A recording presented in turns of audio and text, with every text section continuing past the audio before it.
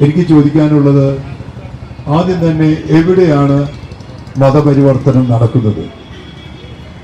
പ്രധാനമന്ത്രിയോട് ഞാൻ വ്യക്തമായിട്ട് പറഞ്ഞു, നിർബന്ധിത പരിവർത്തനത്തിന് ഏറ്റവും എതിരുള്ള മതം തന്നെയാണ് ക്രൈസ്തവര്.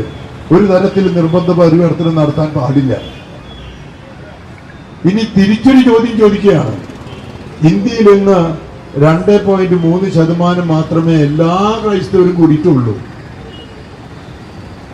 അപ്പോൾ 97%-ലധികം ക്രൈസ്തവരല്ല ഇന്ത്യയിൽ.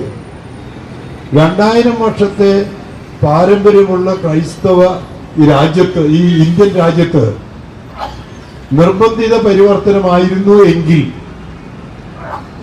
ഈ 2-3% ചുരുങ്ങുമോ? 2.7% കുറച്ച് വർഷങ്ങൾക്ക് മുമ്പ് ഇന്ത്യയിലുണ്ടായിരുന്നു. അതിപ്പോ 2.3% ചുരുങ്ങി. നിർബന്ധിത പരിവർത്തനമായിരുന്നു എങ്കിൽ ക്രൈസ്തവർ ഇന്ന് എത്ര ശതമാനമായിരുന്നു? 2000 കൊല്ലത്തെ പാരമ്പര്യം.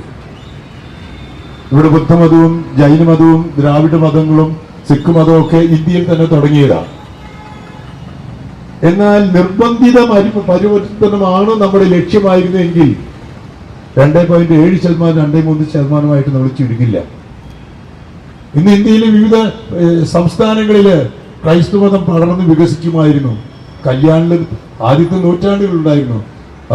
മാർത്തോമാ ക്രൈസ്തവരുടെ പാരമ്പര്യത്തിൽ മിഷണറിമാര് ചൈന വരെ ഇന്ത്യയിൽ നിന്ന് പോയിട്ടുണ്ട്.